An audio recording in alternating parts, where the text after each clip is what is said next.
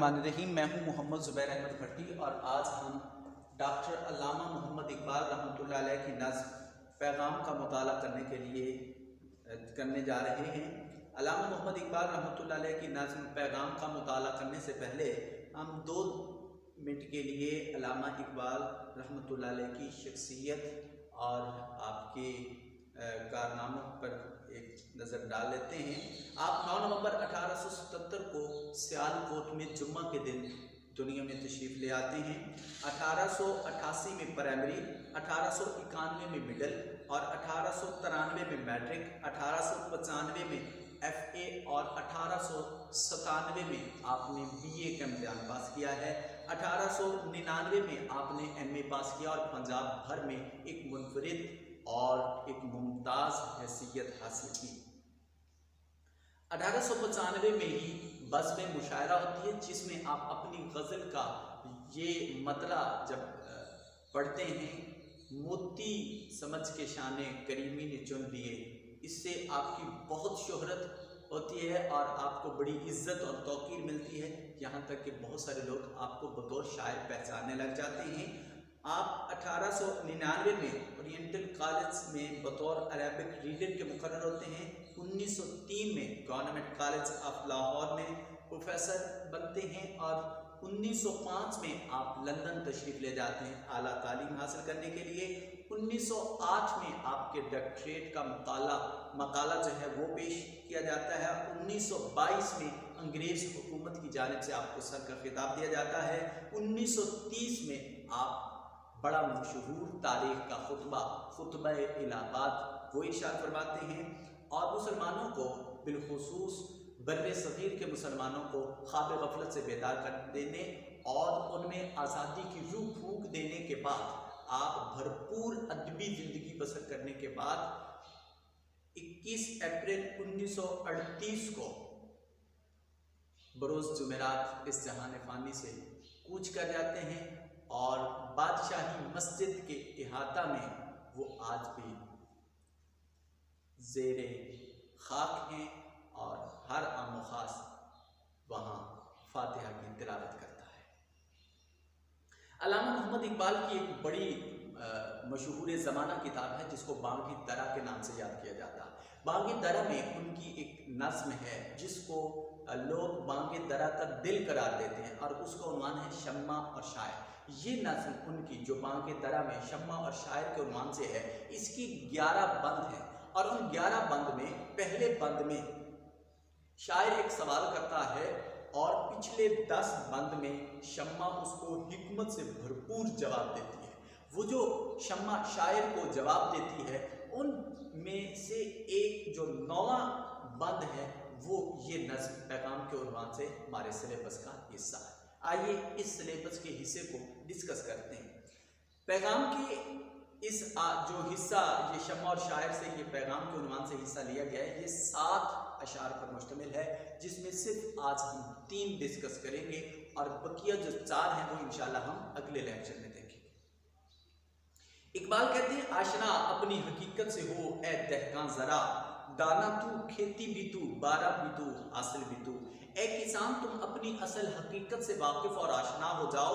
हकीकत यह है कि तेरा अपना वजूद दाना भी है, खेती भी है, बारिश भी है और उस खेती से हासिल होने वाला बीज और फल वो भी तेरी अपनी ज़ात है।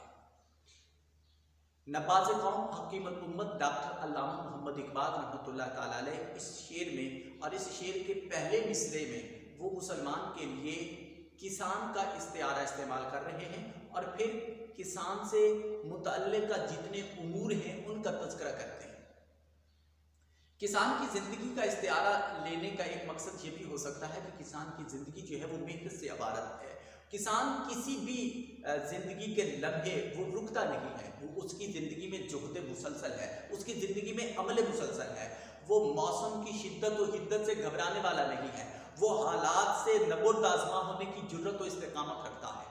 वो हर लिहाज से अपने खेतों की हिफाजत और अपने मंजिल की जानिब बढ़ने का बलबला और जोश उसमें मौजूद होता है। वो दिन पर रात एक कर देता है और अमल के दामन को कभी भी हाथ से नहीं छोड़ता। इकबाल उसी का इस्तिआरा इस्तेमाल करने के बाद नौजवान मुसलमान से मुखातिब हैं और उनको भी अमल की तरगीब देते हैं। इकबाल एक जगह और कहते हैं, अमल से जिंदगी बनती है, जन्नत भी जहन्नुम भी, ये खाकी अपनी फितरत में न नूरी है न नारी है। इसके बाद इकबाल रहमतुल्लाह ताला अलैह किसान का इस्तेमाल करने के बाद उसके लवाजमात का तज़किरा करते हैं। गोया वो ये कहना चाहते हैं कि तुम एक ऐसे किसान हो जिस किसान को किसी बैरूनी ताकत, किसी बैरूनी इमदाद का मुंतज़िर नहीं बैठना, बल्कि इसके वजूद में अल्लाह ने ऐसी सलाहियतें रख दी हैं। ये एक ऐसा किसान है मेरा मर्द मुसलमान जिसके पास ज़िंदगी के लिए सभी चीज़ें मौजूद हैं। उसको अपनी खेती में काश्त करने के लिए, दाना लेने के लिए किसी का मोहताज नहीं होना पड़ता। वो दाना खुद है, खेती भी तेरा अपना वजूद है। तुम्हें उस खेती के लिए जो बारिश और पानी की ज़रूरत पड़ती है, तुम्हें इसके लिए भी किसी और की तरफ दाएं बाएं देखने की ज़रूरत और हाजत नहीं है। और तेरी मंजिल तेरे अपने वजूद में मौजूद है। गर्ज वो इंसान को ये बताना चाहते हैं, वो ये बावर करवाना चाहते हैं कि तुम उस ज़ाते हक के खलीफा और नायब हो जो सारी कायनात पर तसर्रुफ रखने वाली ज़ाते अक़दस है। तुम्हें किसी चीज़ का और किसी दूसरे शख्स का मोहताज नहीं होना चाहिए। तेरे अंदर वो जौहर मौजूद हैं कि तुम अपने लिए सब कुछ खुद पैदा कर सकते हो। ज़रूरत इस अमर की है कि तुम खुद निगहबान हो जाओ, तुम खुद शनास हो जाओ। ये खुद शनासी तुम्हें शनासी खुदा का दर्जा अता करेगी। खुद शनासी ही खुदा ताला की मार्फत के दरवाजे की और उसकी ज़ात तक पहुँचने के लिए पहली कड़ी साबित होती है। इसलिए कहते हैं कि खुदी में गुम है खुदाई, तलाश कर ए गाफिल। खुदी में गुम है खुदाई, तलाश कर ए गाफिल। यही है तेरे लिए अब इस्लाहे कार की राह। जैसा कि फरमान है, मन आरफ़ा नफ्सहु फ़क़त आरफ़ा रब्बहु, जिसने अपने नफ्स को पहचान लिया उसने अपने रब को पहचान लिया। इकबाल वो खुदी की मार्फत का दर्स देते हैं, अपनी ज़ात पर गौर व फिक्र करने की दावत देते हैं, अपने अंदर मौजूद खुदादार सलाहियतों को पहचानने का दर्स दे रहे हैं। और कुरान भी यही दर्स देता है। कुरान मजीद में इरशाद है, वफ़ी अनफुसिकुम अफ़ला तुबसिरून, तुम्हारे वजूद में बहुत सारी निशानियाँ मौजूद हैं, क्या तुम्हें दिखाई नहीं देता? तो इकबाल किसान के इस्तिआरा में अमल की दावत भी देते हैं और उसके साथ साथ वो खुद शनासी, इकबाल का ये बहुत बड़ा फ़लसफ़ा है जिसको फ़लसफ़ा खुदी भी कहते हैं। वो ये तज़किरा कर रहे हैं कि आप अपनी ज़ात में मौजूद खुदादार सलाहियतों को पहचानें, उनको बुरूए कार लाएं, तो आप देखेंगे कि ये कायनात जिसके पीछे तुम फिर रहे हो, ये कायनात तुम्हारे लिए तस्खीर की गई है, तुम कायनात के लिए तस्खीर नहीं किए गए।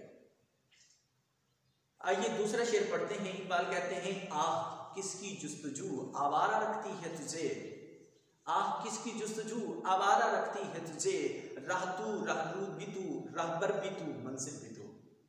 अफसोस है कि तू किसी और की जुस्तजू और तलाश में मारा मारा फिरता दिखाई देता है, तू किसी और के दरवाजे पर का भिखारी दिखाई देता है। हकीकत यह है कि तू एक ऐसा मुसाफिर है कि जो मुसाफिर भी तू है, रास्ता भी तू है, और उस रास्ते पर चलने वाली राहबरी और रहनुमाई का फरीज़ा अंजाम देने वाली अजीम हस्ती राहबर और रहनुमा बोली तेरी अपनी ज़ात मौजूद है। और जिस मंजिल तक रसाई हासिल करना है वो मंजिल भी तेरी अपने वजूद में, तेरी अपनी ज़ात है। मिसरा अव्वल में नवाज़े क़ौम हकीमुल उम्मत डॉक्टर अल्लामा मोहम्मद इकबाल रहमतुल्लाह ताला अलैह यहाँ मुसलमान के लिए एक मुसाफिर का इस्तिआरा इस्तेमाल करते हैं। मुसाफिर जब दौरान सफ़र अपनी मंजिल पर जा रहा होता है तो वो किसी भी मंजिल को अपना ठिकाना तसव्वुर नहीं करता। इकबाल का मर्द मुसलमान और मर्द मोमिन वो है जो किसी भी मंजिल पर रुक कर नहीं बैठता, वो हमेशा अपनी मंजिल मकसूद पर जाए क़याम पर पहुंचकर दम लेता है। वो रास्ते पर मौजूद किसी भी मंजिल की तरफ ध्यान नहीं करता। और फिर उनका कहना यह है कि तू एक ऐसा मुसाफिर है जिस मुसाफिर को सभी बातों का, सभी उमूर का इल्म है कि उसने सफ़र कहाँ करना है, किस रास्ते पर सफ़र करना है, किस जानिब सफ़र करना है, और उस सफ़र की मंजिल भी उसे बता दी गई है। लिहाजा तुम्हें किसी और का जो है दस्ते नगर नहीं रहना, तुम्हें अपनी दुनिया खुद तख्लीक करनी है और अपने लिए खुद रास्ता इजाद करना है। गोया इकबाल रहमतुल्लाह ताला अलैह ये फरमा रहे हैं कि तू मुसलमान एक ऐसा मुसाफिर है जिसका रास्ता सुन्नत नबवी सल्लल्लाहु अलैहि वसल्लम है, जिसका रास्ता ताजदार कायनात सल्लल्लाहु अलैहि वसल्लम की अजीम सुन्नत और सीरत है। तुम उस अजीम सुन्नत और सीरत पर अमल करने के लिए तुम्हें मुसलमान होना ज़रूरी है। जो अल्हम्दुलिल्लाह तुम मुसलमान हो, तुम मुसलमान हो, तो अब जब इस्लाम की दौलत तुम्हारे पास मौजूद है तो तुम्हें किसी और के रास्ते पर चलने की ज़रूरत और हाजत नहीं है। तेरे पास सुन्नत नबवी सल्लल्लाहु अलैहि वसल्लम मौजूद है। तुम्हें रहनुमा कोई देखने की हाजत और ज़रूरत नहीं है। रहनुमाई के लिए तेरे पास किताबुल्लाह मौजूद है, तेरे पास सुन्नत रसूल मौजूद है, और तुम इस रास्ते मार्फते ज़ात पर चलते हुए कुरान और हदीस को रहबर और रहनुमा बनाते हुए तुमने जिस मंजिल पर पहुंचना है वो खुदा की मार्फत है। और खुदा की मार्फत उस वक्त इंसान को हासिल होना शुरू हो जाती है जब वो अपनी ज़ात पर गौर कर लेता है, जब वो अपनी ज़ात को पहचान लेता है। इसलिए कहते हैं तू ए मुसाफिर शब खुद चराग बन अपना, तू ए मुसाफिर शब खुद चराग बन अपना, कर अपनी रात को दागे जिगर से नुरानी। ये सभी कुछ तेरे अपने वजूद में मौजूद है। तुम्हें सिर्फ और सिर्फ अपनी ज़ात की मार्फत हासिल करने की ज़रूरत है। इसके सिवा और तेरा कोई इलाज और कोई तेरे लिए कोई चीज़ ज़रूरी नहीं है। इसलिए इकबाल और जगह कहते हैं कि तू राज़े कुन फिका है, अपनी आंखों पर आया हो जा। तू राज़े कुन फिका है, अपनी आंखों पर आया हो जा। खुदी का राज़दां हो जा, खुदा का तर्जुमा हो जा। खुदी का राज़दां हो जा, खुदा का तर्जुमा हो जा।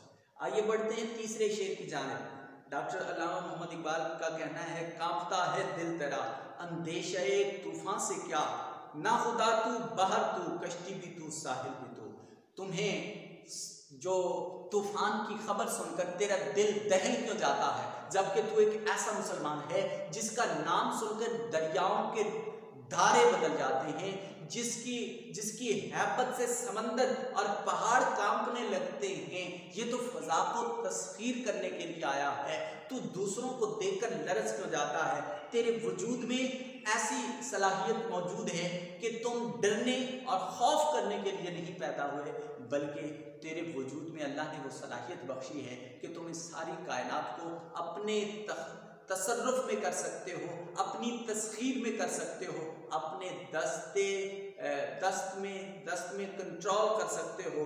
तुम्हें ना खुदा का जो इस्तिआरा इस्तेमाल किया कि मला अपनी मर्जी से कश्ती को मोड़ता है, वो मौजों और लहरों का से खाइफ नहीं होता। जिस जानिब उसका जी जाता है उसी जानिब वो अपनी कश्ती को मोड़ लेता है। कहते हैं कि तुम एक ऐसे मुसाफिर हो जिसको किसी लहर की हाजत और ज़रूरत नहीं पड़ती। हकीकत में वो वजूद जिसको तुम रहनुमाई कर रहे हो, जिसको तुम लेकर जा रहे हो, वो वजूद आपका अपना है। वो साहिल मुराद जिस तक तुम्हें पहुँचना है, इंसान की साहिल मुराद क्या है, वो अल्लाह ताला की मार्फत है। और इंसान कैसे अल्लाह की मार्फत हासिल कर सकता है? अपनी ज़ात पर गौर व फिक्र करके। कुरान मजीद में इरशाद है, वनहनु अक़रबु इलैहि मिन हब्लिल वरीद, और हम तेरी शहरत से भी ज़्यादा करीब है। तो जब अल्लाह इंसान के वजूद में उसकी शहरत से भी ज़्यादा करीब है तो उसे बाहर की बजाय अपने मन में ज़्यादा झांकने की ज़रूरत और हाजत है, ताकि वो अपने रब्बुल आलमीन की पहचान को हासिल कर सके। और यही उसकी साहिल मुराद है। वो कहते हैं कि तुम्हें किसी से घबराने की ज़रूरत नहीं है। तेरे वजूद में अल्लाह ने वो सलाहियतें रख दी हैं कि तुम हर मुश्किल को खंदा पेशानी के साथ ना सिर्फ बर्दाश्त कर सकते हो, बल्कि उसका मुवाजना और मुकाबला करने की भी हिम्मत और जुर्रत और इस्तेकामत तेरे वजूद में मौजूद है। इसीलिए एक बार कहते हैं, हज़ार चश्मा तेरी संग राह से फूटे, हज़ार चश्मा तेरी संग राह से फूटे, खुदी में डूब कर ज़रबे कलीम पैदा कर। और कहता है ज़माने से दरवेशे जवां मर्द, कहता है ज़माने से दरवेशे जवां मर्द, जाता है जिधर बंदे हक तू भी उधर जा, जाता है जिधर बंदे हक तू भी उधर जा। आज हम डॉक्टर अल्लामा मोहम्मद इकबाल की नज़्म पैगाम के पहले 3 अशार का मुताला करके फारिग हुए। अल्लाह हम सब का हामी नासिर हो। वस्सलामु अलैकुम वरहमतुल्लाहि वबरकातुहू।